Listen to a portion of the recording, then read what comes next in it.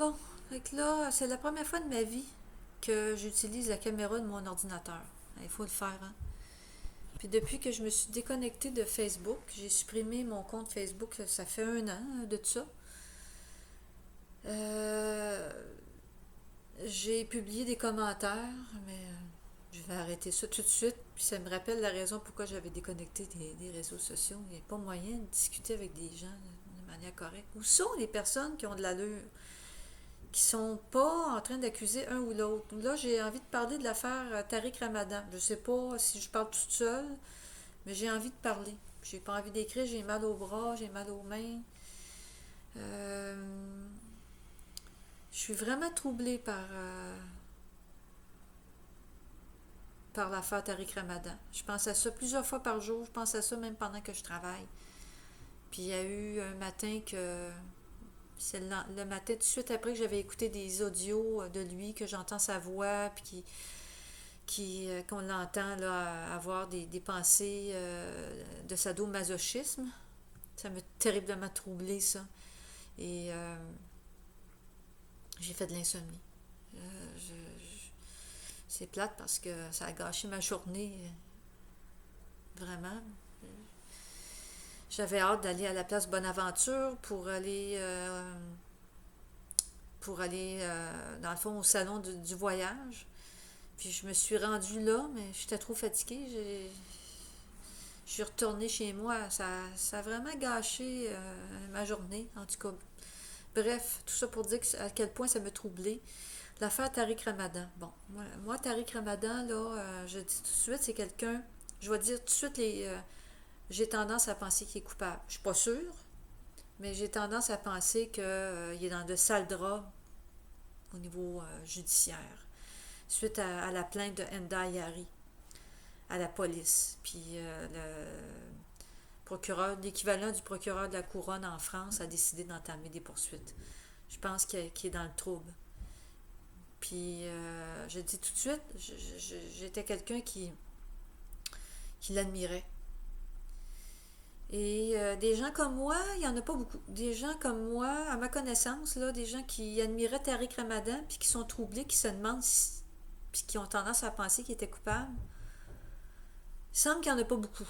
À moins que ce soit juste des gens qui vont justement pas sur Facebook, puis ils sont tout seuls dans leur salon, comme là, je parle devant ma caméra pour la première fois de ma vie parce que d'habitude, c'était bouché ici, là. Je mettais un petit papier. J'avais entendu des histoires de pirates qui s'introduisaient dans. Je connais quelqu'un à qui c'est arrivé. Fait que c'est toujours bouché, puis je l'utilisais jamais. Donc, mais là, c'est ça. Pour que j'en vienne à faire une vidéo, là, c'est parce que j'ai besoin de m'exprimer. Là, je vais le garder pour moi. Puis, je vais sûrement changer d'opinion au fil du temps. Puis, il y a quelqu'un avec qui j'ai envie de parler. Quelqu'un que j'ai connu sur Facebook. Il va. Tu vas te reconnaître. Je dirai pas ton nom. On va se parler bientôt. Puis peut-être que tu vas m'aider aussi à voir un côté que j'ai pas vu de toute cette affaire-là. C'est ça que je veux. Je veux avoir une vision la plus juste possible. Mais je peux pas, tu sais, comme faire comme si de rien n'était, continuer ma vie, puis écouter Tariq Ramadan. Non, moi, ça m'intéresse plus d'écouter ses conférences. J'ai aucun intérêt. Faut dire que, pour être franche, je passais pas mon temps à écouter des choses, ses conférences, là. J'ai lu son livre Mon intime conviction, puis j'aimais d'écouter débattre, en fait. J'ai trouvé ça sur Internet, là, des débats qu'il a eu avec plusieurs personnes, là. J'ai toujours trouvé ça intéressant de l'écouter dans des débats. Et mais ça m'intéresse plus. Si Tariq Ramadan choisit la voie qu'il a choisie, qui continue là-dedans, puis faire comme si de rien n'était, puis s'exprimer en arabe en plus. La première fois que sur Facebook, là, il s'est exprimé par rapport à ces plaintes-là, c'était en arabe. Moi, ça m'a insulté. Est-ce que c'est normal de se sentir insulté de ça? J'ai le sentiment qu'il ne respecte pas ses followers francophones comme moi. Pourquoi tout d'un coup il s'est adressé seulement en arabe par rapport à cette affaire-là? La moindre des choses a arrêté, il me semble, de dire quelque chose, d'écrire quelque chose. Il est capable de faire des vidéos. On l'a souvent vu, sa face. C'est bien de voir la face de quelqu'un. Dans des affaires de même, on voit si la personne est honnête en regardant sa face. Je me serais attendue, franchement, ça m'a déçu que oui, non seulement il s'adresse en français, mais qu'il explique si jamais il décide de ne pas parler de l'affaire parce que ça peut nuire à la cause judiciaire. Non, mais ça, c'est comme une excuse pour moi, là. Il aurait quand même pu dire quelque chose. Dire quelque chose en français dans une vidéo dans lequel on peut juger, on peut voir si la personne respire la, la, la, l'intégrité. Tu sais? Puis c'est ça. Fait que c'est une affaire qui m'a déçue de lui.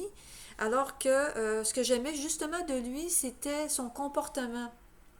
C'est sa manière de débattre, sa manière d'argumenter, sa manière de réagir. J'ai toujours apprécié Tariq Ramadan.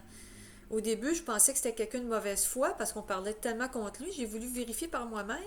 Et puis, j'ai été étonnamment surprise, agréablement surprise de découvrir un homme super intéressant et d'une intégrité qui me semblait vraiment hors du commun. En plus d'une nuance qu'on voit rarement chez des gens. C'est ça. Puis là, maintenant, où est la nuance? Où est le Tariq Ramadan que je suis habituée? On dirait qu'il a changé de personnalité. Et il a décidé de ne pas parler de cette affaire-là.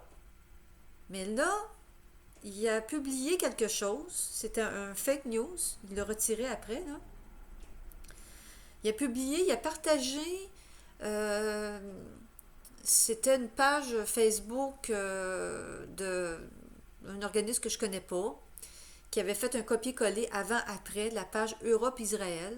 Avant, quand Europe-Israël avait écrit 5% des recettes du livre d'Enda Yari ira à Europe-Israël. Puis là, après, quand ça a disparu, moi, je l'avais vu avant. Je n'ai pas fait de capture d'écran, mais je l'avais vu, puis je m'attendais à ce qu'il l'enlève. Là. Effectivement, ils l'ont enlevé, mais il n'était pas obligé de le faire, par exemple, parce qu'il y a une explication à ça. C'était pas juste le livre d'Enda Yari, c'est à tout le monde qui fait ça. C'est Amazon qui s'entend avec des hébergeurs. Quand quelqu'un achète un livre via un site web, ça veut dire que c'est grâce à ce site web-là que le livre a été connu. Fait que c'est normal, là. Il n'y a rien. Mais lui, Tariq Ramadan, il a partagé des commentaires faits. Fait que ça veut dire qu'il endossait ces commentaires-là. Puis je le répète, il avait décidé de ne pas parler de l'affaire. Tu sais? Puis il en parlait dans le fond. Puis les commentaires, c'était une affaire genre de complot sioniste contre lui. Alors que les faits, là, il n'y avait pas de faits pour soutenir ça. Les seuls faits qu'on avait, c'est le avant, le après. Ça, c'est un fait. Mais les commentaires qui allaient avec, là, il n'y avait pas de fait par rapport à ça. Il n'y avait pas de sionisme ni rien. D'autant plus quand on a eu l'explication par rapport à Amazon, tout ça. Vraiment décevant là, que Tariq Ramadan ait embarqué là-dedans. Fait que vraiment, vraiment décevant. Fait que, tu sais, c'est tout ça, tout ce qu'il y a comme défense. Si j'avais à gager, je dirais qu'il est coupable. Je veux dire, c'est sûr, la présomption d'innocence, je suis pas sûre à 100%, mais si j'avais à gager, là, je dirais qu'il est coupable, qu'il a violé Enda Yari, qu'elle a raison. Puis dans les messages audio qui m'ont troublé, que j'ai entendu de Tariq Ramadan, il y a quelque chose que j'avais pas aimé, là. J'entends comme des genres de menaces, puis que il disait quelque chose comme agis donc pas comme une femme, prends ta décision, là, puis tu sais, sois une femme, quelque chose comme ça, sois pas une petite fille. Mais ça fit avec ce que Enda Ayari a dit aux policiers. Elle a dit que elle est montée à sa chambre, il l'a agressée, elle était en pleurs, puis Tariq Ramadan, selon ses dires, il lui aurait dit t'es une petite fille. Puis je me suis souvenue tout de suite de l'audio que j'avais entendu avec la voix de Ramadan. Fait que ça correspond au style du personnage, les mots qu'il emploie, puis tu sais, puis moi je me demande l'audio que j'ai entendu, puis ceux qui veulent, ils ont juste à chercher puis ils vont trouver des audios, des messages vocaux à teneur sexuelle, puis de menaces, puis est-ce que c'est vraiment la voix de Tariq Ramadan? Est-ce que c'est quelqu'un qui imite la voix de Tariq Ramadan?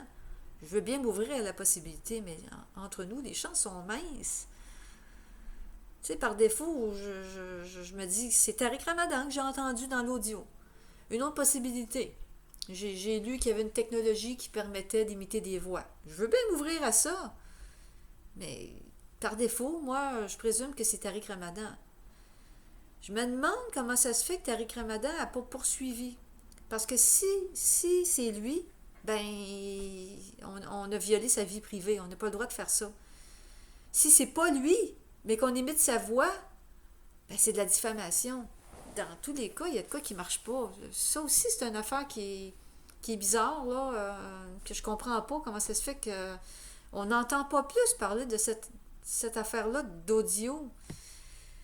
Euh, Qu'est-ce que je voulais dire par rapport à ça, par rapport à l'affaire de Tariq Ramadan? Il y a beaucoup de choses.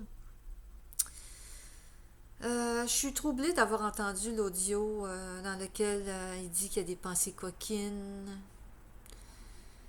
Mais premièrement, moi, ça, c'est mon problème. Moi, ceux qui trompent leur femme, là, à moins qu'ils ne trompaient pas sa femme, puis sa femme est au courant, là, je sais pas, mais ça, c'est mon problème. Ceux qui trompent leur conjointe, là, j'ai beaucoup de misère avec ça, là. Beaucoup, beaucoup, beaucoup de misère, là. Est-ce que sa femme était au courant qu'il envoyait des pensées coquines? Est-ce que c'était à sa femme? Je pense pas. Puis, tu sais, il dit qu'il y a des fantasmes de la mordre, de la rentrer dans le mur. Puisqu'elle a besoin de respirer, il va l'étouffer avec sa langue ou quelque chose comme ça. Je me dis, tabarnouche, vraiment l'image que j'avais de l'homme pour les libertés, parce que là, étouffer quelqu'un parce qu'il a besoin de respirer, mais on s'entend que c'est plus. Il y a le fantasme d'enlever la liberté à quelqu'un. La personne veut respirer, donc, puisque la personne veut respirer, moi, j'ai le fantasme de t'étouffer. C'est pas chic. Puis oui, peut-être que je manque d'ouverture, là. J'ai peut-être un problème avec ça, avec. Je dois avouer tout de suite, là, enfin mon mea culpa, là. Ben, les personnes qui s'adonnent au sadomasochisme, j'ai tendance à les voir comme des malades. C'est sûr que quelqu'un qui le fait, tu sais, comme une fois ou deux, puis c'est un petit fantasme léger, oh, je veux te mordiller, mais il le fait pas vraiment, qui mord pas pour vrai, qui étouffe pas pour vrai, qui claque pas pour vrai, ou genre qui donne une claque de même, ça fait pas mal pour vrai, ça c'est correct. Mais ceux qui s'adonnent au sadomasochisme puis qui se font vraiment mal, ben, je les juge comme étant malades, puis ça me repousse. Bon, en même temps, est-ce que moi je m'empêcherais d'être amie avec quelqu'un qui m'avoue qui fait ça avec son mari ou sa femme ou je sais pas, j'arrête de la misère. Je dois avouer là, ça me crée c'est mon problème, je sais. Mais je trouve pas ça normal. Puis je vois, là-dessus, je peux me tromper. Je crois que c'est dangereux de jouer à des jeux comme ça. Puis que tu peux dire, ah, toi, t'aimes ça, mais la personne aime ça encore plus que toi. Puis finalement, elle va trop loin. Puis tu sais, c'est. Quand est-ce que tu arrêtes ça? Je trouve ça dangereux comme jeu. Puis ça me déçoit beaucoup, oui. Si c'est vraiment Tariq Ramadan, puis c'est probablement lui, les chances sont très minces que ce soit une autre technologie ou quelqu'un qui a imité sa voix. C'est vraiment lui. Qu'il y ait des fantasmes assez importants, sadomasochistes, pour qu'il prenne la peine de laisser sur un message vocal. Je me dis, c'est pas un petit fantasme comme ça doit être. J'ai tendance à penser que c'est quelque chose d'important chez lui. C'est un fantasme important pour qu'il prenne la peine de laisser un message. En tout cas, ça doit être parmi ses fantasmes préférés, là, sexuels. Bon, je peux me tromper, mais c'est ça, je pense tout haut, là. Ça me dérange beaucoup. Puis ça n'a même pas rapport à la cause. Il a peut-être pas violé la fille, Enda Ayari, mais peu importe le résultat, s'il est innocent et qu'il l'a pas violé, s'il y a vraiment des il aime ça le sadomasochisme, mais je suis désolée, mais il a baissé dans mon estime. Beaucoup, là. Beaucoup, beaucoup. Je le vois comme un malade. Mais je suis ouverte quand même, tu sais. OK, si la personne s'explique, là, tu sais, je suis très ouverte. Explique-moi en quoi que c'est sain dans ton cas. Je suis très, très ouverte, mais pour moi, les chances sont très minces. Fait que euh, je suis vraiment déçue, là. Euh, Déçue que Tariq Ramadan s'exprime en arabe. Déçu qui fait comme si de rien n'était. Déçu qui continue à faire des conférences. Il pourrait au moins, je sais pas, il me semble avoir une petite gêne puis se tenir tranquille pendant un bout de temps. S'il est complètement innocent, j'ai tendance à me dire que, mettons que je me mets dans la peau là, de quelqu'un qui est bien connu, qui donne des conférences partout, puis qui est accusé complètement injustement. Si la personne veut continuer à faire des conférences, mais qu'elle prenne la peine, avec respect pour ses fans, en français, dans toutes les langues, les langues de tous ses fans. Là, il ignore là, ses fans francophones. Là. Je trouve ça très décevant. Il écrit en arabe. Il apprend aux fans seulement en arabe qu'il a été accusé, en tout cas. Mais il me semble que si j'étais dans la peau d'une personne comme ça, je prendrais la peine de m'adresser à mes fans avec un vidéo ou un écrit, mais un vidéo c'est encore mieux. Même si je dis que je peux pas dire des détails à cause de la justice, ça m'empêcherait pas de dire un minimum de choses pour qu'on voit dans mon visage que je suis vraiment complètement innocente ou innocent, puis que je suis non seulement de ça, mais que je comprends qu'on puisse avoir des doutes sur moi, je comprends parce que je voudrais pas qu'on accuse sans vérifier une personne de compter un mensonge. Dans l'histoire, Enda Ayari dit que Tariq Ramadan l'a agressé. Si on croit sur parole Tariq Ramadan, aveuglément, ça veut dire qu'aveuglément, on la croit menteuse. C'est quand même grave, parce que c'est un mensonge grave, là. On est dans le domaine illégal. Tu sais, des mensonges comme ça, c'est diffamatoire, c'est blasphématoire, c'est grave. Puis avant d'oublier, j'aimerais ça faire une parenthèse. Aux dernières nouvelles, j'ai entendu une conférence de presse des avocats de Enda Ayari, puis qui disent qu'ils n'ont rien reçu par rapport à une plainte en diffamation à ce jour. Est-ce qu'il y a eu vraiment une plainte en diffamation de la part de Tariq Ramadan? En tout cas, c'est à suivre, là. Là, j'ai perdu le fil. Qu'est-ce que j'étais en train de dire? C'est ça. Il me semble que on est capable de voir... tu sais, si il y avait pu convaincre en disant un minimum de choses, dire écoutez, là, je suis dévastée qu'on puisse même penser que je puisse faire une affaire ignoble comme ça. Je suis complètement innocent. Je comprendrai mes fans qui ne savent plus quoi penser. Mais à ceux qui veulent continuer à m'écouter, ben je vais donner des conférences. Mais là, il fait comme si de rien n'était. Je trouve ça de mauvais goût. Je n'en reviens pas. Ici au Québec, au moins, même si Gilbert Rozon qui est accusé par des femmes, ça n'a pas été prouvé en cours encore, mais je veux dire, tout de suite, là, il y a beaucoup de monde qui ne veulent plus travailler avec lui. Là, le nom est entaché. C'est triste dans des affaires de même, mais je pense que des fois, c'est mieux de se retirer pendant un temps. Enfin, bref, c'est peut-être mon problème, mais moi, le fait qu'il continue à publier plein d'affaires sur Facebook, comme si de rien n'était, je le répète, ça m'écoeure. Ça m'écoeure. Ça me déçoit. Je pensais que Tariq Ramadan était quelqu'un qui voulait qu'on ne croit jamais personne sur parole, mais qu'on vérifie par nous-mêmes chaque chose. On ne devrait jamais croire personne sur parole. Puis je l'ai déjà dit à mon fils, ça, je ne crois jamais personne sur parole. Pas même moi. Pas même moi. On devrait croire personne sur parole aveuglément. Puis il s'attend à ça de ses fans, on dirait. C'est quand même écœurant parce que Enda Ayari, si on croit sur parole à Tariq Ramadan, ça veut dire qu'on croit sur parole qu'elle, c'est une salope, là, dans le fond. Une salope qui accuse quelqu'un sans sachant que c'est tout à fait faux. Ça serait dégueulasse de faire ça. Fait que c'est la parole de un contre l'autre, mais un des deux est écœurant, là. Quoique des fois, la vérité est grise, là. C'est ça que les deux ont quelque chose à s'en reprocher, ou qu'un des deux est écœurant, là, quelque chose de rare, là.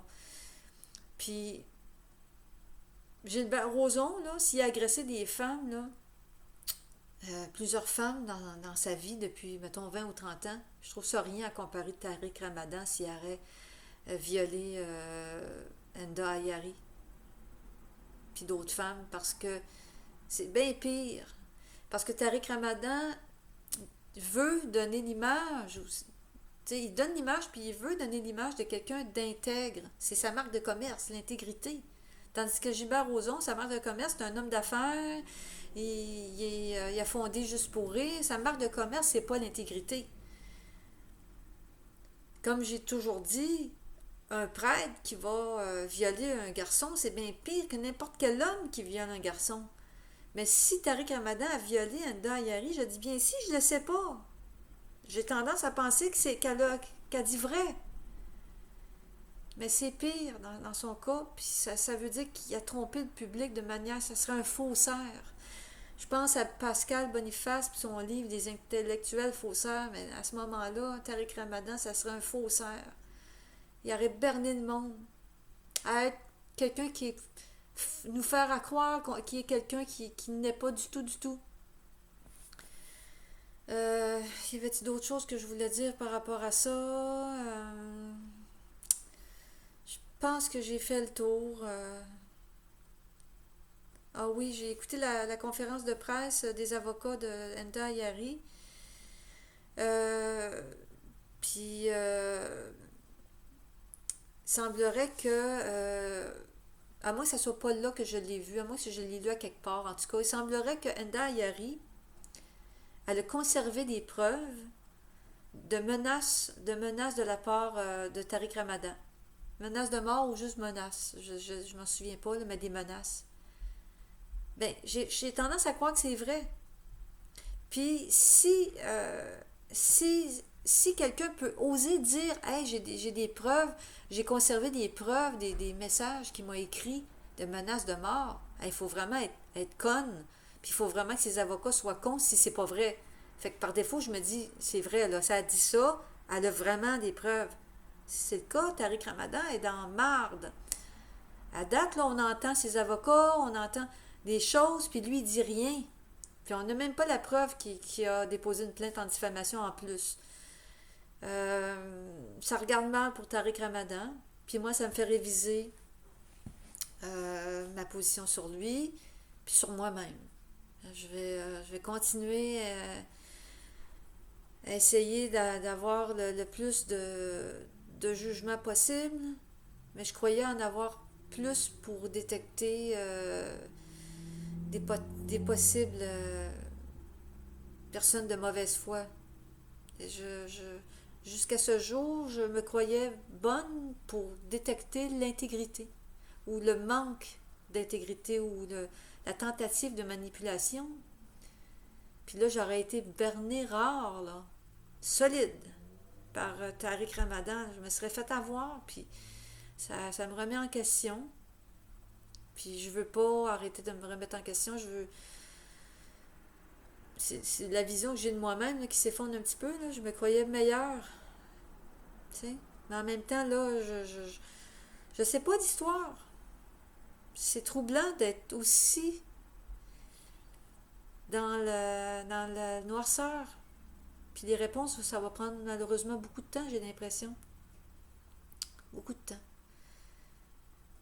Mais d'ici ce temps-là, en toute honnêteté, et ça se peut que très bien que je révise mes positions plus tard. Là. Si j'avais à gager, je dirais que Tariq Ramadan, c'est un prédateur sexuel, malheureusement. Et c'est très troublant. Puis c'est dommage que je trouve personne avec qui parler de ça. J'espère pouvoir parler bientôt à toi que j'ai contacté aujourd'hui. Tu m'as dit que tu allais me contacter, un ancien ami Facebook que j'apprécie beaucoup pour ton jugement. J'ai hâte de jaser avec toi. Tu es un musulman aussi. Et c'est ça. Peut-être que tu vas m'aider à élargir ma vision des choses, mais malheureusement, des gens comme toi, il n'y en a pas beaucoup. Il n'y a pas beaucoup de gens à qui parler de ça. Parce que tout le monde est dans des positions rigides. Tout le monde est sûr qu'il est soit coupable, soit innocent. Le doute, il n'y en a pas beaucoup. Puis, moi, c'est laid ce qu'on lit dans les réseaux sociaux par rapport à cette affaire-là. Les défenseurs de Tariq Ramadan, là, c'est vraiment très laid. Très, très, très laid. Puis je vois beaucoup de musulmans hommes, ben ils doivent être des musulmans, là, qui traitent la fille de salope, puis qui est laide, puis ça fait dur. Puis j'en ai lu beaucoup des affaires dégueulasses dans des affaires d'allégations, mais il me semble que c'est pire, là. Chez les musulmans, ça semble pire, puis mon Dieu, je suis pas islamophobe, moi, mais j'ai remarqué que les propos, ils sont vraiment, vraiment plus durs à l'endroit d'Enda Yari, tu sais, de la part de ceux qui la croient pas, là. Puis, tu sais, ils disent qu'elle est menteuse, puis sans preuve, il dit que ça veut mousser la vente de son livre. Sans apporter de preuve, là, tout de suite, le Tariq Ramadan, là, il est innocent, puis l'autre, c'est une salope. Je n'en reviens pas. Fait, du monde qui sont posés, qui se posent des questions légitimes, qui sont autant capables de mettre dans la colonne des pour Tariq Ramadan dans cette histoire-là, puis dans la colonne des pour Enda Ayari, parce que je trouve qu'il y en a dans les deux colonnes. Il n'y en a pas. On dirait que c'est tout dans une colonne ou tout dans l'autre. C'est décevant. Puis, enfin, s'il y a des gens comme moi qui se posent des questions, puis qui sont posés, puis qui sont capables de réviser leur position au jour le jour, ben ils sont bienvenus à venir faire des vidéos. J'aimerais ça vous écouter. J'aimerais ça vous entendre ou vous lire. Je pense pas que je vais en trouver beaucoup. Puis si je décide de publier, ben j'ai peur. J'ai peur des commentaires vraiment pas beaux. Parce que je pense que les gens les moins posés aussi sont plus motivés à aller sur Internet. C'est peut-être ça. Les gens posés, il y en a beaucoup, mais ils ont tendance à garder leur opinion, leur interrogation. Mais il n'y a rien de mal à réfléchir tout haut, il me semble. Moi, j'aimerais ça vous écouter, en tout cas, des gens intègres qui vraiment cherchent des réponses. Au plaisir de vous écouter.